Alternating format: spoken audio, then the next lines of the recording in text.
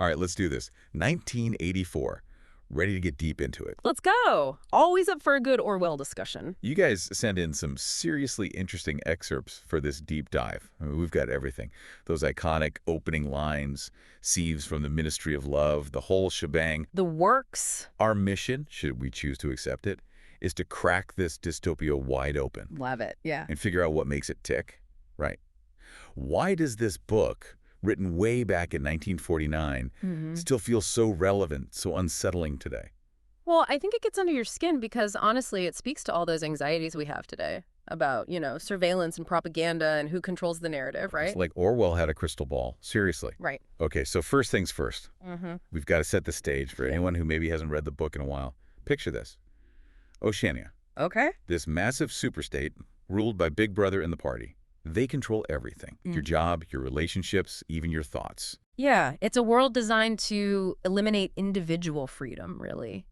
And Orwell throws you right into that atmosphere from page 1, that feeling of paranoia, of control. Oh, absolutely. And I think it starts with that opening line. Yeah. The one everyone knows. It was a bright, cold day in April, and the clocks were striking 13. Right away, you're like, hold on. Something's not right here. Exactly. It's like stepping into this alternate reality where even time is being manipulated. And then you've got the telescreens, right? Oh, gosh, the telescreens. It's like... those two-way televisions that are constantly blasting propaganda and monitoring people 24/7. Big Brother's always watching. always watching. It's like the ultimate invasion of privacy. Right. And those posters everywhere, Big Brother is watching you. I mean, talk about a constant reminder Yeah. that you're being watched. Right, and that's where our main character, Winston Smith, comes in. This ordinary guy. He's a low-ranking party member, but secretly he's rebelling in his mind. Yeah, he's got that varicose ulcer that Orwell keeps mentioning. Seems like a small detail, but I feel like it's significant. It's a symbol, right. It suggests that this control isn't just about surveillance and the thought police. Yeah. It's about neglecting basic needs, keeping people physically weak.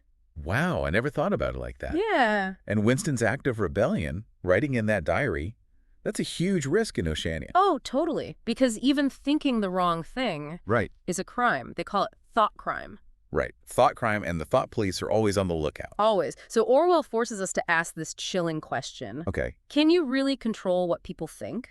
What happens to individuality when even thinking differently is a crime?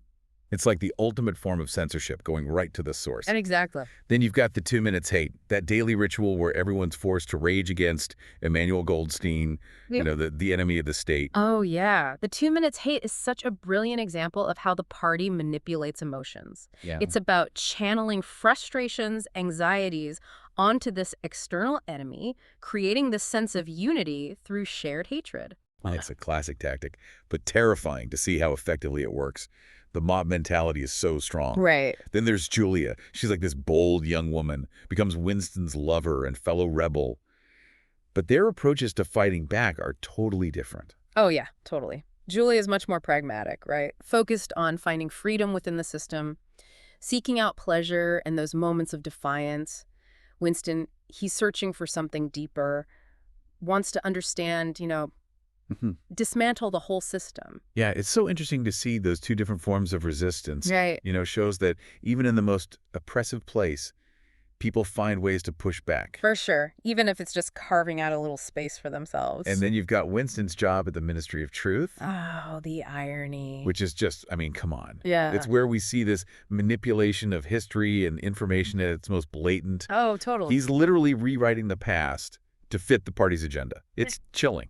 It is. Orwell writes, all history was a palimpsest, scraped clean and reinscribed exactly as often as was necessary. Wow. It's like truth itself is constantly being erased and rewritten. Right. Yeah, and I think Orwell's sending a really clear warning here about manipulating history and information. I mean, if truth becomes fluid, power becomes absolute. It's scary how relevant that is today, with all the misinformation, fake news. Oh, absolutely. It's like he predicted the internet, social media. Totally. And then, of course, there's the whole mystery surrounding the Brotherhood, this supposed resistance movement led by Goldstein. Yeah, and that's where the suspense really starts to build. Yeah. Because Winston meets O'Brien, this high-ranking party member, and Winston believes he's part of the Brotherhood, But is he? That's the big question, right? Friend or foe? It's brilliant how Orwell keeps you guessing and highlights how hard it is to trust anyone in this world. It really is. You know what really gets me about 1984? What's that? Just how insidious the party's control is. It's not just about brute force. It's about, like, getting inside your head, Right. twisting how you see reality. It's like they make you doubt your own sanity. Those slogans, Uh-huh. war is peace. How can war possibly equal peace? Right, but that's the whole point of doublethink, right? Yeah. Holding two completely contradictory beliefs at the same time. Right. And somehow believing both. It's crazy. It's how the party manipulates people. It makes them accept anything the party says as truth. Right. Even if it, like, defies all logic and common sense. It's like gaslighting on a massive scale. Exactly. And it works. I mean, we see it happen to Winston, right? He starts out questioning, rebelling. But slowly but surely, the propaganda, the torture, the psychological manipulation, Just gets to him. it breaks him down until he accepts the party's lies as truth. Remember that scene where O'Brien is torturing Winston? Oh, yeah. And he makes him believe that he sees 5 fingers when there are only 4? It's so disturbing. It's messed up, but it shows how torture isn't just about pain. It's about breaking down your ability to trust your own senses. Messing with the very fabric of reality. Exactly. The party doesn't care about objective truth. Right. They create their own truth and force everyone to conform to it. And Room 101 is the ultimate symbol of that, isn't it? Oh, absolutely. Room 101 represents absolute power over the individual. It's where they confront you with your deepest fear. Right, that thing that breaks you completely. Yeah. And it's not just physical pain. It's about psychological domination. There's that line that just gives me chills every time. Oh, tell me about it. You know what is in Room 101, Winston? Everyone knows what is in Room 101. It's so chilling because it means that everyone in Oceania, even the inner party, they all live with this underlying terror, knowing their worst fear can be used against them at any moment. Right. No one is truly safe. It's like this invisible web of fear holding the whole society captive. But there are these, like, glimmers of hope, right? Winston's encounter with that old prole in the pub. He's like, he represents something different. He does. Something outside the party's grasp, Yeah. That scene is crucial. It shows that even in this controlled world, there are pockets of humanity, independent thought. The prole, he may not be educated or politically aware, but he has a sense of history, a connection to the past that the parties tried to erase. He remembers things like that rhyme about the churches, right? Yes. Little fragments of the past that the parties deemed dangerous. Exactly. Gives you this sense that the past can't be completely destroyed, that bits of truth can survive, even in the most oppressive regimes. And Winston clings to the belief that if there is hope, it lies in the proles. He sees them as this potential for rebellion, for, like, reclaiming human values. It's a powerful thought, but also tragic, because in the end, Yeah. Winston is completely broken by the party, betrays Julia, embraces Big Brother. Accepts the party's warped reality as his own. Yeah, that ending is just heartbreaking. It's rough. Shows how difficult it is to resist totalitarianism, It does. It takes incredible courage and resilience to hold on to your beliefs when you're constantly being bombarded with propaganda. Right. Manipulated, tortured. Even Winston, with all his defiance, he couldn't withstand it. It's a stark reminder that even the strongest people can be broken. But does that mean 1984 is a pessimistic book? I don't know. It feels more like a cautionary tale to me. I agree. It's like a warning about what happens when fear and apathy win. Right. It reminds us to defend our freedoms, to question authority, to fight for truth, even when it's hard. Yeah, we can't just assume our freedoms will always be there. Right. We have to actively engage, think critically, resist those who try to manipulate us. Whether it's propaganda or misinformation or anything else. Exactly. It's like Orwell is saying, don't let this happen. Don't let this be your future. And it's not just about some far-off dystopia either, right? No, not at all. I mean, we see echoes of 1984 everywhere today. All the time. Think about, like, all the surveillance tech, Yeah. the fake news spreading on social media, the erosion of privacy.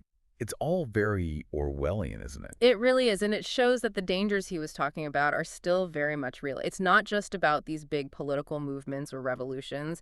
It's about the choices we make every single day. Right. What information we consume, how we engage with the world around us. So what can we do? What's the takeaway here? Be aware. I think that's the most important thing. Okay. To recognize those subtle ways power can be used to manipulate and control.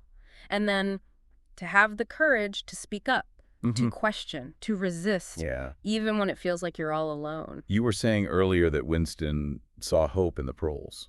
Do you think there's hope for us, even with all these challenges? I think there's always hope. Yeah. I mean, humans are resilient, right? We find ways to connect and resist, even in the toughest situations, as long as we remember that. Yeah. As long as we keep fighting for what we believe in, there's reason to be optimistic. That's a good thought. We've definitely covered a lot of ground. We have. But there's always more to dig into with 1984. It's a book that stays with you, makes you think. And ultimately, I think it offers hope. Yeah. Even in the face of all that darkness. It's interesting how even in this bleak world of 1984, Orwell still manages to explore the power of human connection. Yeah. Like love and intimacy almost become acts of rebellion in a society where everything's controlled. Right. When everything else is taken away. Yeah. Those basic human needs become even more powerful. Absolutely. Winston and Julia, their secret meetings in that room above Mr. Charrington's shop. It's like this little flame of defiance against the party trying to crush the human spirit. It is, and it's not just about physical intimacy either. Right. It's about finding a space where they can just be themselves. Yeah. Think their own thoughts, share their feelings, without worrying about being watched. That image of the thrush singing outside their window. Oh, yeah. It's like a symbol of nature, of beauty and freedom that the party can't touch. It is. It reminds you that even in this oppressive environment, there are still things they can't control. Right. Humanity finds a way. But of course, their love is a threat. Huge threat. To the party's power.